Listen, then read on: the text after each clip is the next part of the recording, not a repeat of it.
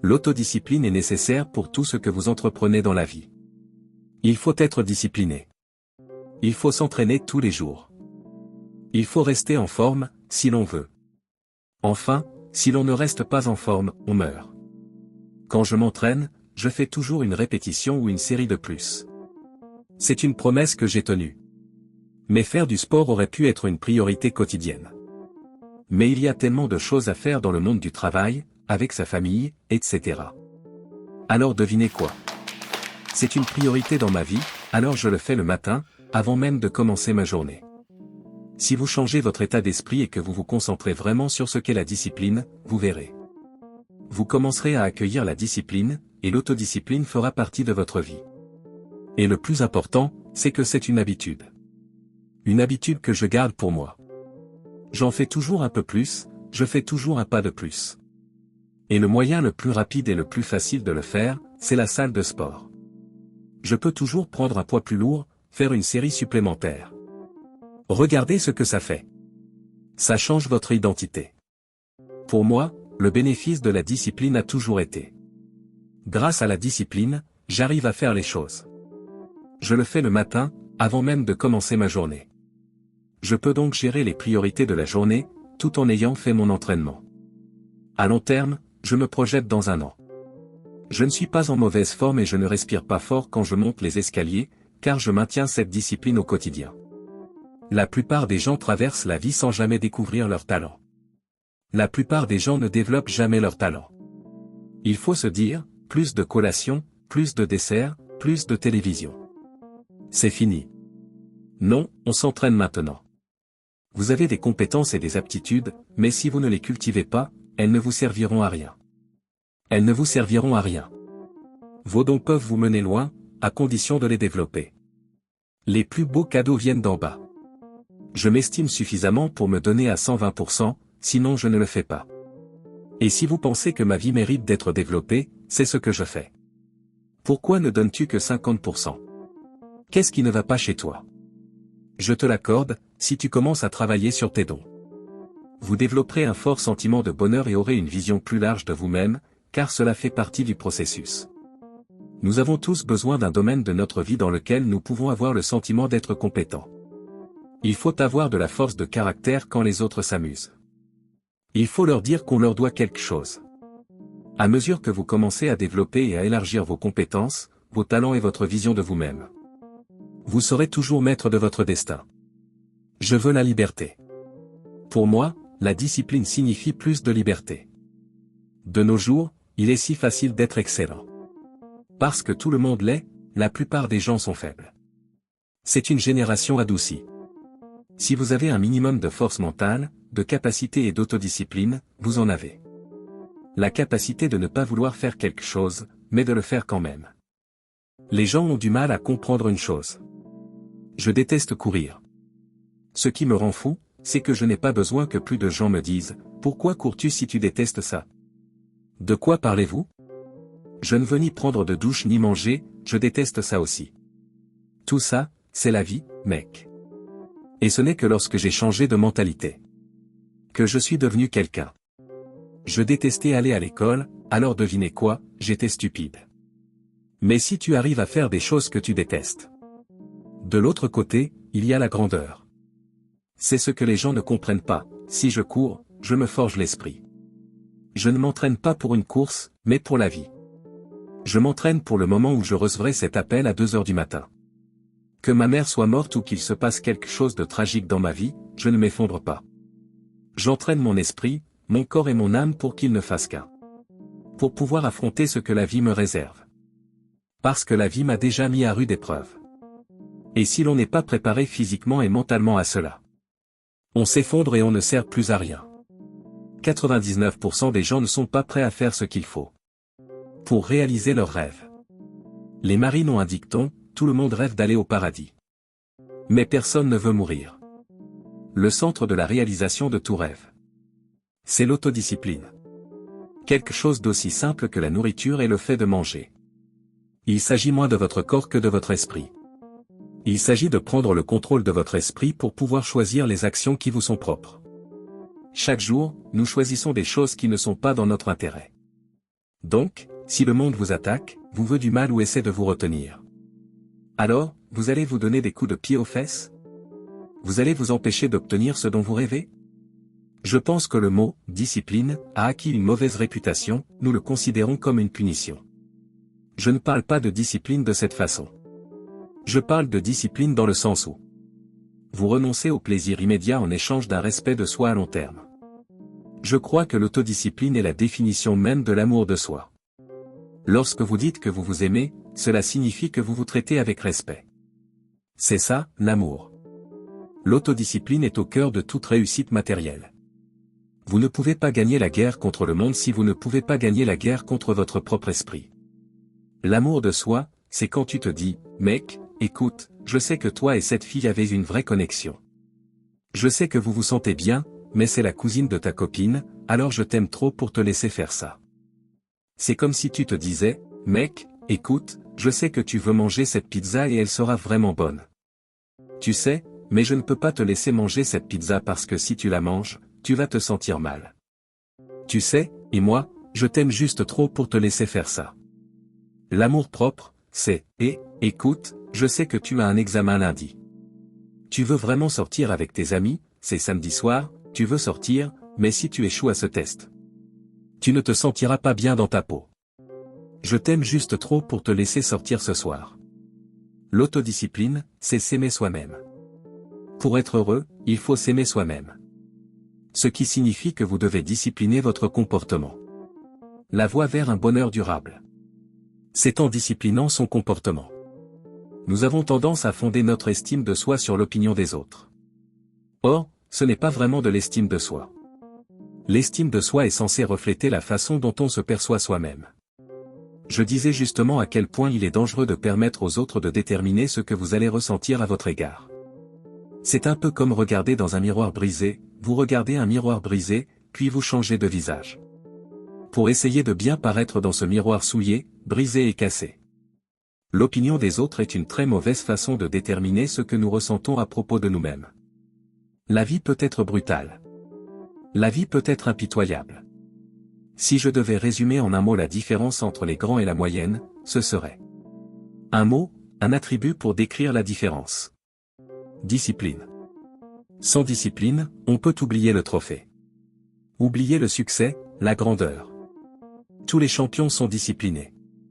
C'est la discipline de travailler dur. Pas quand tout le monde regarde, mais quand personne ne regarde. Quand les supporters ne sont pas là. Quand le coach n'est pas là. Quand il n'y a que vous et votre personnage. C'est la discipline de manger des aliments sains et nourrissants alors que d'autres options plus tentantes sont à votre portée. La discipline de dire non à ceux qui vous entourent et qui ne sont peut-être pas aussi forts. La discipline de dire non quand ceux qui vous entourent choisissent d'être moyens. La discipline de continuer quand ça fait mal, parce que la vie ne vous donne pas ce que vous voulez. Elle vous donne ce que vous méritez. Et si vous n'avez pas travaillé pour l'obtenir? Si vous n'avez pas fait de sacrifice pour l'obtenir? Si vous n'avez pas tout donné, alors vous ne le méritez pas. Et vous ne l'obtiendrez pas. Surmonter la douleur, c'est grandir. Quand la douleur survient, il est temps de faire preuve de caractère. Montre-moi de quoi tu es capable. Reste discipliné, reste fort.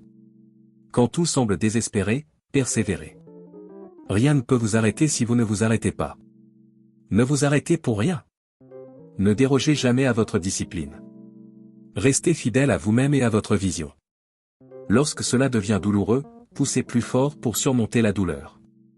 Il faut avoir la discipline de faire 11 quand votre adversaire s'arrête à 10. La discipline de continuer quand ça fait mal, parce que la vie ne vous donne pas ce que vous voulez. Elle vous donne ce que vous méritez.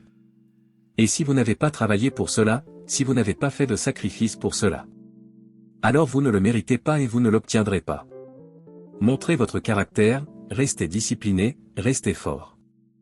Ne vous demandez pas, pourquoi la douleur, ou pourquoi moi? Dites, essayez-moi. C'est tout ce que tu as. Donne-moi plus, continue à insister. Quand il semble n'y avoir aucun espoir de victoire. Quand on ne voit pas les résultats. Accroche-toi, sois fort, sois courageux, reste discipliné. Et ton heure viendra. Je pesais environ 130 kilos. J'ai alors décidé de changer de vie. Je n'allais nulle part et j'étais au plus bas. J'étais exactement ce que tout le monde avait prédit. Ce qui n'était rien. Cet homme est une bête qui s'est faite toute seule.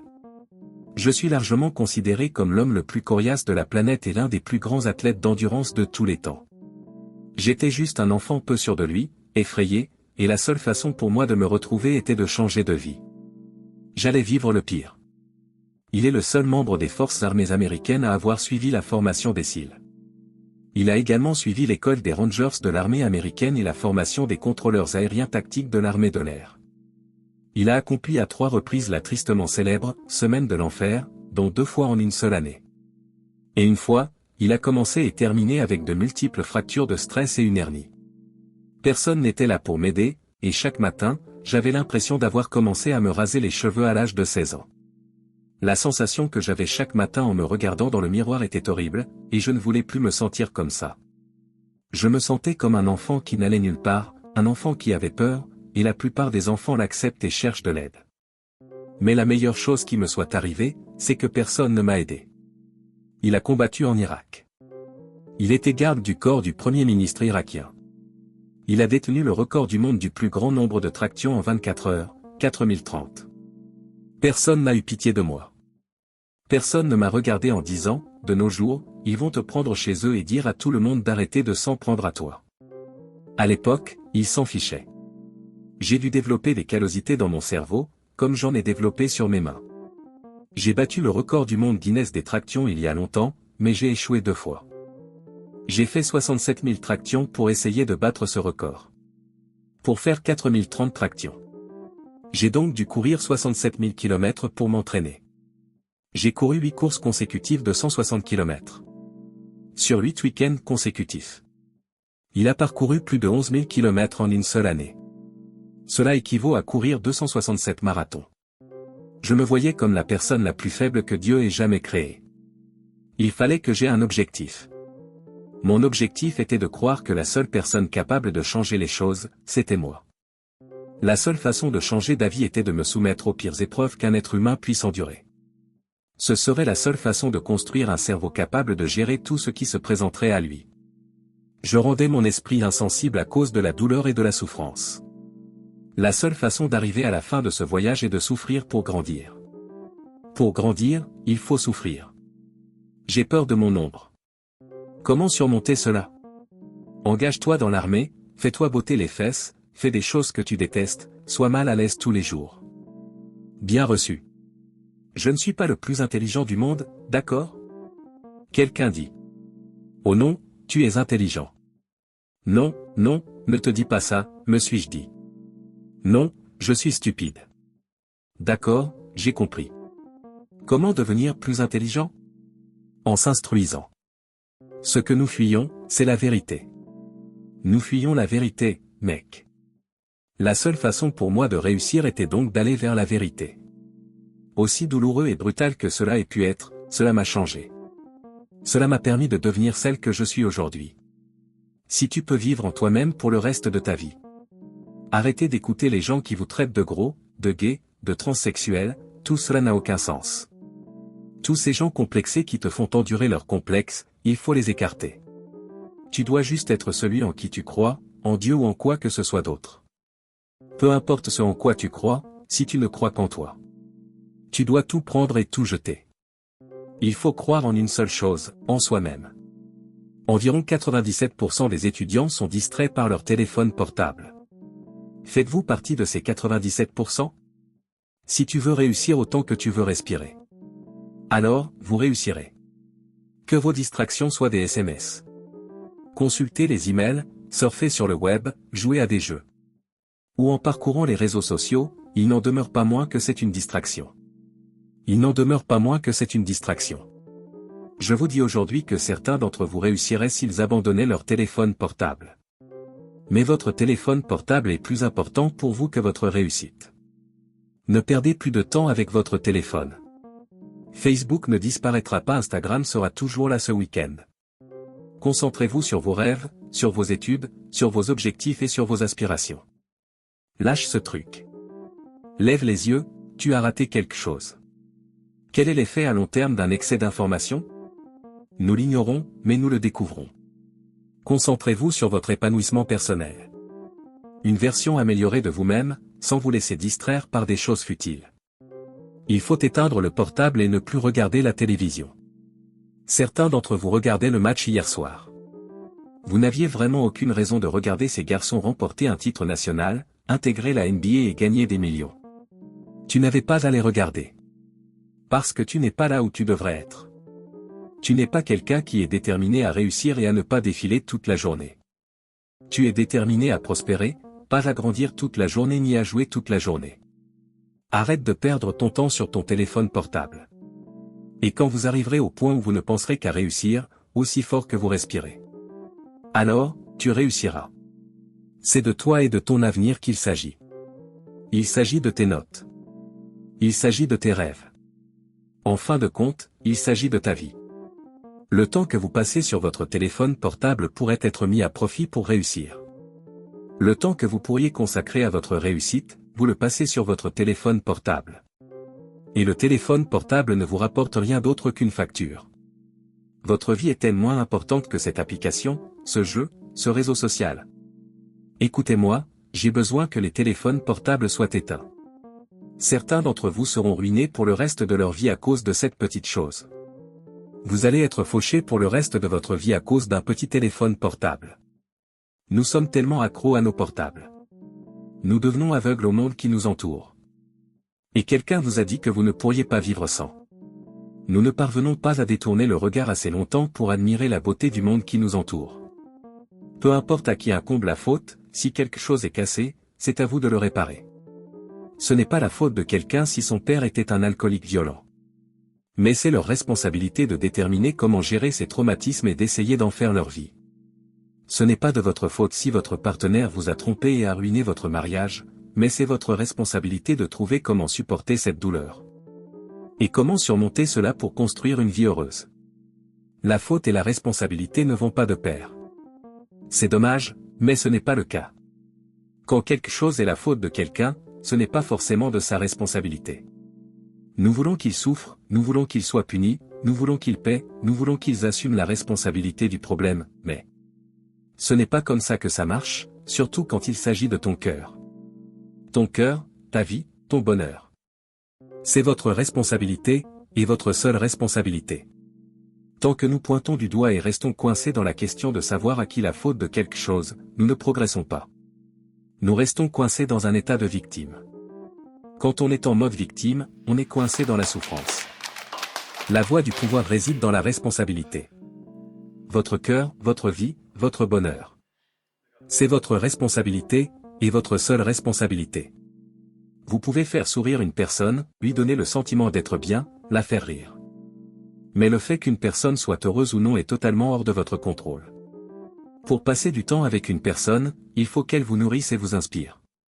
Ils alimentent votre flamme. Regardez les 5 derniers SMS que vous avez reçus, ces personnes alimentent-elles votre flamme ou l'éteignent-elles? Posez votre téléphone une seconde et regardez autour de vous, regardez les gens qui vous entourent. Est-ce qu'ils jettent des bûches sur votre feu ou est-ce qu'ils y pissent? Je veux que ma vie, mon travail, ma famille ait un sens. Et c'est comme si c'était le cas. Si vous n'améliorez pas la vie de quelqu'un d'autre, vous perdez votre temps. Alors vous perdez votre temps. La distinction entre talent et compétence est l'un des concepts les plus mal compris.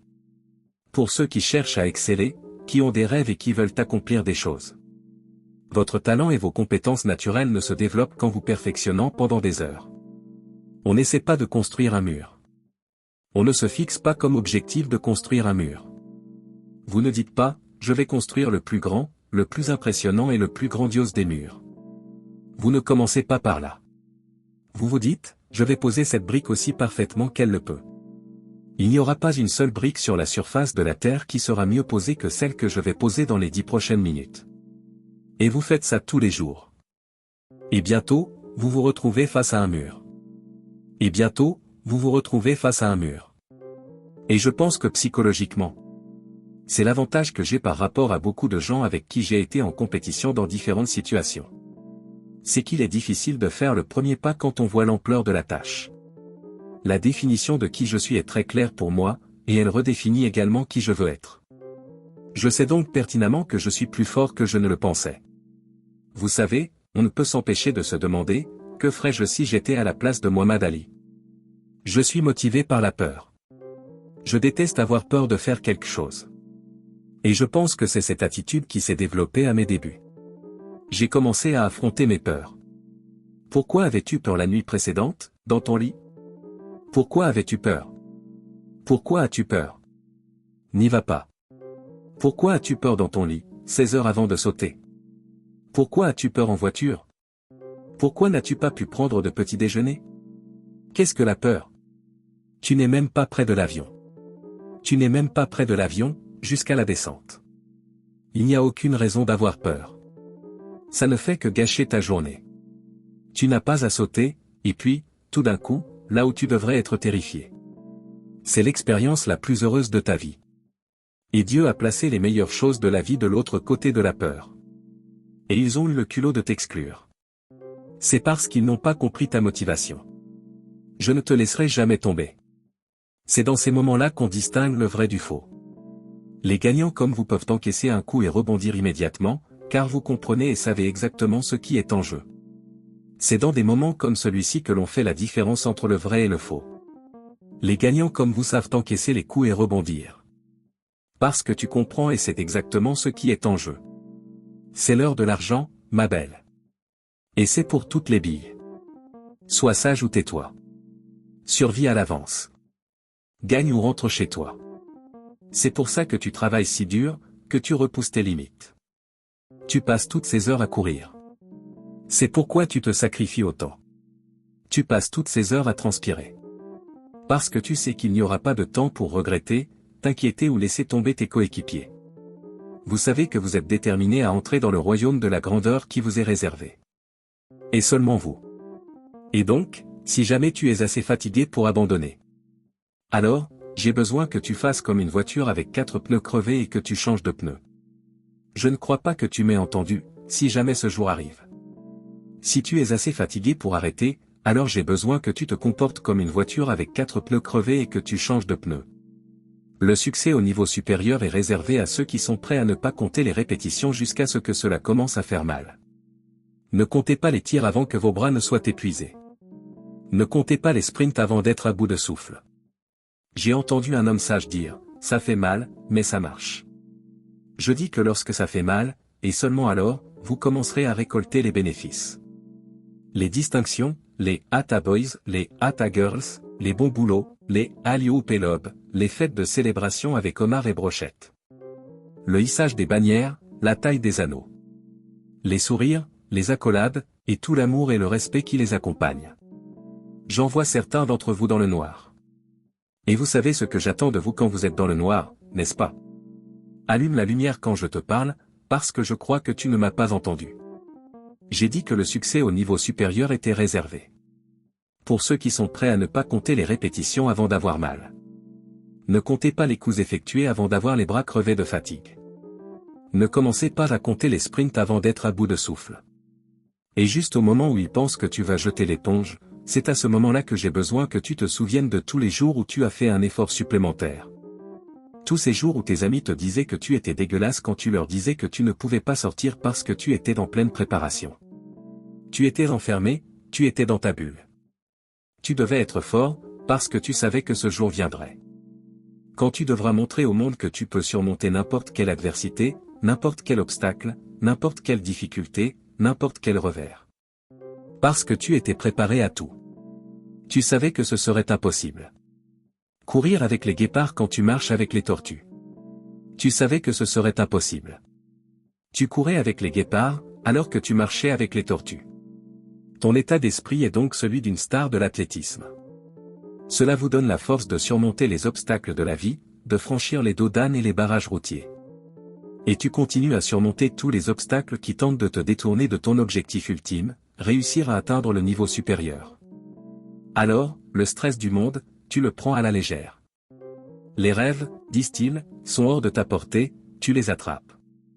Les choses qu'ils disent que tu ne peux pas réaliser, tu les prends comme des coups de couteau.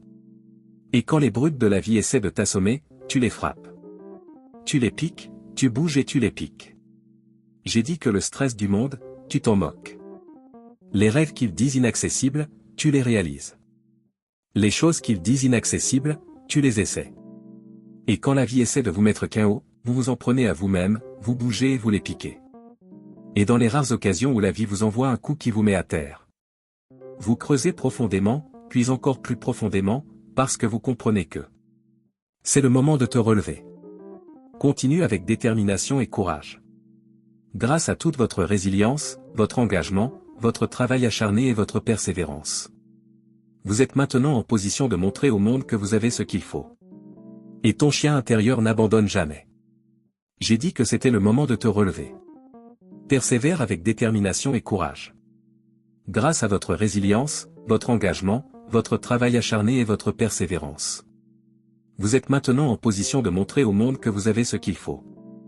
Et ton chien intérieur n'abandonne pas. Je détestais sauter d'un avion, je détestais tirer avec des armes à feu, je détestais le travail de Navy SEAL. Mais je l'ai fait parce que je voulais changer. Tout ce que je fais, je ne suis pas vraiment à l'aise, mais si vous choisissez de suivre cette voie, de devenir un Navy SEAL, tu pourrais aussi bien être la personne la plus dure du monde, parce que si tu choisis de faire quelque chose, tu as deux options. Tu peux y aller et être une petite personne faible, et t'en sortir à peine, et c'est ta réputation. Ou tu peux être le gars le plus dur que tu puisses être, et c'est ta réputation. Donc, mon argument principal est que si vous choisissez d'ouvrir cette porte en Irak ou en Afghanistan, ouvrez-la et foncez. Parce qu'ils se souviendront de vous si vous l'ouvrez lentement et que vous y jetez un œil. Si vous décidez de l'ouvrir, ouvrez-la complètement, n'entr'ouvrez pas la porte et n'entrez pas, c'est la vie. Si vous décidez de faire quelque chose, attaquez-le. Car ils se souviendront de vous comme de quelqu'un qui n'a pas attaqué. Alors, je veux qu'on se souvienne de moi. Tu peux me détester, mais il y a une chose que tu ne pourras jamais dire de moi. Je ne l'ai pas attaqué. C'est donc la mentalité à adopter. Si tu fais quelque chose, autant l'attaquer, parce que tu le feras de toute façon. C'est vrai. Qui irait encore aujourd'hui? Tu es.